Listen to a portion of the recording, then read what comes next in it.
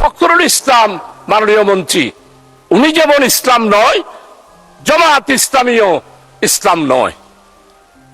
মানে স্পিকার, জামাত ইসলামীকে জানতে হলে 100 বছরের ইতিহাস জানতে হবে।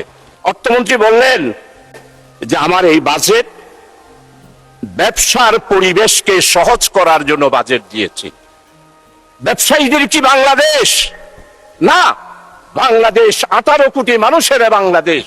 কৃষক, শ্রমিক, মেহনতি মানুষ, সর্বস্তরের বাংলাদেশ। আপনি ব্যবসায়িক পরিবার, তাই ব্যবসায়ীদের জন্য বাজেট দিয়েছেন, বাংলার মানুষের জন্য বাজেট দেন নাই। তাই আজকে আমি সাইফুর রহমান মরহুম তখন অপোজিশন লিডারদের কাছে টেলিফোন করতেন। আমি অর্থ মন্ত্রণালয়ে 2001 সালে কাজ করেছি। আমাদের সাথে আমাদের মুশফিকুর রহমান, যিনি অর্থ মন্ত্রণালয়ে এইবারে সভাপতি হয়েছেন, উনার সাথে আমরা কাজ করেছি। আমরা দেখেছি বাজেট যখন বক্তব্য পেশ করা হতো, এর আগেই উনি অপোজিশন লিডারের সাথে কথা বলতেন, বাজেট তৈরির ব্যাপারে সহযোগিতা চাইতেন। এইবারের বাজেট যারা তৈরি করেছেন এরা কারা? এরা কি 36শে জুলাইয়ের চেতনাকে ধারণ করেন? না। যারা বাজেট তৈরি করেছেন, অতীতে যেভাবে বাজেট তৈরি করেছেন 18 বছরে যারা স্বৈর শাসক ফ্যাসিস্ট, তাদের বাজেট যারা তৈরি করেছেন, এইবারও ঠিক তারাই বাজেট তৈরি করেছেন। আপনারা যদি আমাকে বলেন কে কে সেই রকম, আমি অবশ্যই ধরিয়ে দিতে পারবো, কিন্তু মহান পার্লামেন্টে আমি তাদের নাম ধরতে চাই না। আপনারাই চিন্তা করেন, এই বাজেট আপনারা যে তৈরি করেছেন, আপনারা সবাই স্লোগান দিয়েছেন নির্বাচনের আগে, আমাদের মতো সবার আগে বাংলাদেশ। এইবারের বাজেটে সবার আগে বাংলাদেশের এই স্লোগানটি কি প্রতিফলিত হয়েছে? এটা যদি প্রতিফলিত হতো, তাইলে আপনারা কৃষি সম্পর্কে যেই বক্তব্য দিয়েছেন, বাজেট পেশ করেছেন, সেটা কি এইখানে আছে? আমাদের সম্মানিত কৃষি মন্ত্রী জনাব মাওলানা মতিউর রহমান নিজামী বাংলাদেশে 54 বছরে কৃষকদের জন্য মাওলানা মতিউর রহমান নিজামী মন্ত্রী হিসাবে যেই বিশাল পরিবর্তন করেছিল 4 দলীয় জোটের আমলে, সেটা 54 বছরের অন্য কোন বাজেটে বা অন্য কোন মন্ত্রী সেটা দেখাতে পারে নাই। সেটা কেমন? মানে স্পিকার, আমাদের মন্ত্রী 4 দলীয় জোটের আমলে যখন কৃষি মন্ত্রণালয়ের দায়িত্ব নিলেন, উনি তখন ব্লক সুপারভাইজার ছিল প্রতি ইউনিয়নে একজন। আমার মন্ত্রী, আমাদের নেতা শহীদ মাওলানা মতিউর রহমান নিজামী কৃষকদের কথা চিন্তা করে উনি প্রত্যেকটা ইউনিয়নে 9 জন করে প্রতি ওয়ার্ড ভিত্তিক একজন ব্লক সুপারভাইজার দিয়ে কৃষকের মধ্যে বিশাল একটি বিপ্লব এনেছিলেন।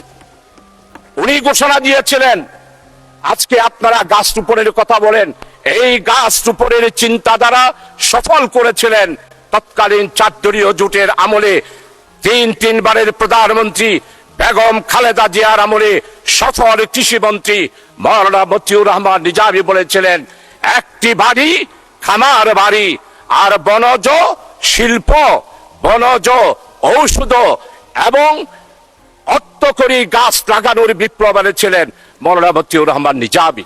কিন্তু আমরা এবারের বাজেটে কি দেখি? কৃষকদেরকে অবহেলা করা হয়েছে। অতীতে যা বাজেট ছিল তার থেকে আপনি কমিয়ে দিয়েছেন। কৃষক ছাড়া বাংলাদেশ বাঁচবে না। তাই আমার প্রস্তাব হলো, কৃষকদের ব্যাপারে এই বাজেটে আপনাকে অবশ্যই কৃষকদের ব্যাপারে আপনাকে বাজেট বরাদ্দ বাড়িয়ে দিতে হবে। মানে স্পিকার, আমি গ্যাস ও কৃষি, গ্যাস ও খনিজ, বিদ্যুৎ, জনপ্রশাসন, প্রবাসী কল্যাণ, বন্দর, স্বরাষ্ট্র ও পুলিশ, বন এবং পরিবেশ আর শিল্প, এই কয়েকটা মন্ত্রণালয়ের উপরে আমি আজকে উল্লেখ করতে চাই।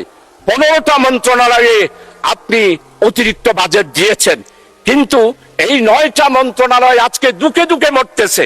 গ্যাস, আজকে 54 বছর একটা গ্যাস কূপও আপনারা উত্তোলন করতে পারলেন না। অথচ আমাদের পাশে রাখাইন, এই রাজ্যের পাশেই আজকে বঙ্গোপসাগরে গ্যাস উত্তোলন হয়েছে। অথচ আমরা এখনো পর্যন্ত গ্যাস পাই নাই। গ্যাসের চাহিদা দিন দিন বাড়তেছে, আর আমাদের গ্যাস আমদানি করতে হয়, আমরা একটা গ্যাস কূপও আজকে আমরা 54 বছরে পারি নাই। 1993 সাল আমাদের সম্মানিত ডক্টর খোন্দকার মোশাররফ সাহেব খনিজ মন্ত্রী ছিলেন, আমাদের আজকের স্বরাষ্ট্রমন্ত্রী তৎকালীন 91 সালের প্রধানমন্ত্রী দেশনেত্রী বেগম খালেদা জিয়ার অফিসে উনি থাকতেন, প্রধানমন্ত্রীর সহকারী ছিলেন। ওনার অবশ্যই খেয়াল থাকার কথা। 1993 সালে যখন পার্লামেন্টে বক্তব্য রাখলাম, তখন মাননীয় প্রধানমন্ত্রী ডক্টর খোন্দকার মোশাররফ সাহেবকে নির্দেশ দিলেন যে চৌধুরী যে বক্তব্য রেখেছে, আমাদের চট্টগ্রামের গ্যাস ফিল্ড কুমিরাগুনা বড় হাতিয়াতে সেই গ্যাস ফিল্ড আপনি পরিদর্শন করুন। ডক্টর খোন্দকার মোশাররফ, ওনার মন্ত্রণালয় এবং আমার আজকের স্বরাষ্ট্রমন্ত্রী ওনারা সহ আমার সেই এলাকায় গেলেন। 1978 সালে চট্টগ্রামের গ্যাস ফিল্ড, আমার মাননীয় অর্থমন্ত্রী আপনিও জানার কথা, রাশিয়ার উদ্যোগে সেই গ্যাস ফিল্ড থেকে অলরেডি গ্যাস উত্তোলন হলো।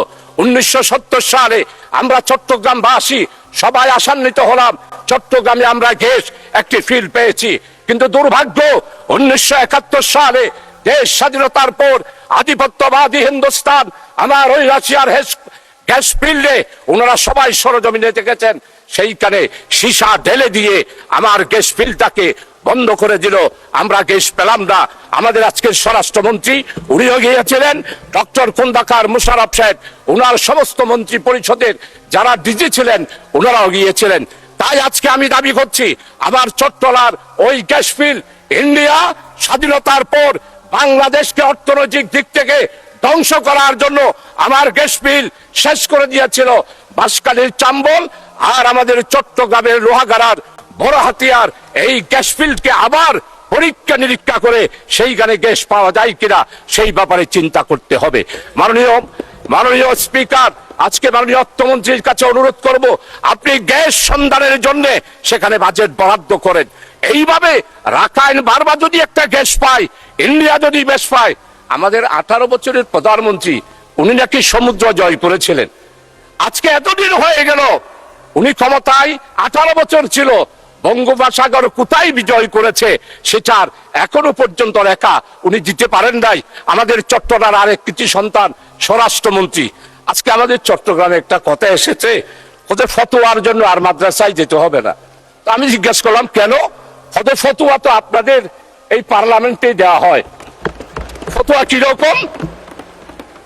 ফখরুল ইসলাম মাননীয় মন্ত্রী, উনি যেমন ইসলাম নয়, জামাত ইসলামীও ইসলাম নয়।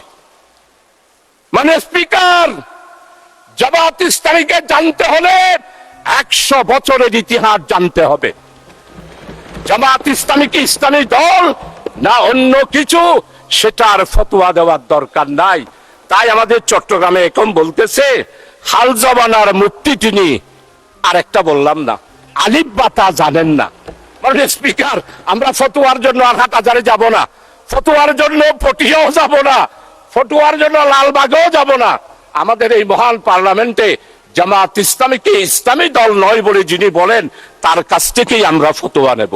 মানে স্পিকার, জামাত ইসলামের ইতিহাস, গণতান্ত্রিক আন্দোলনের ইতিহাস, জামাত ইসলামের ইতিহাস, ইসলামের উপরে যখন এই আঘাত এসেছে, জামাত ইসলামী বজ্রকণ্ঠে রাজপথে প্রতিবাদ করেছে, সারা বিশ্বে স্বীকৃতি দিয়েছে।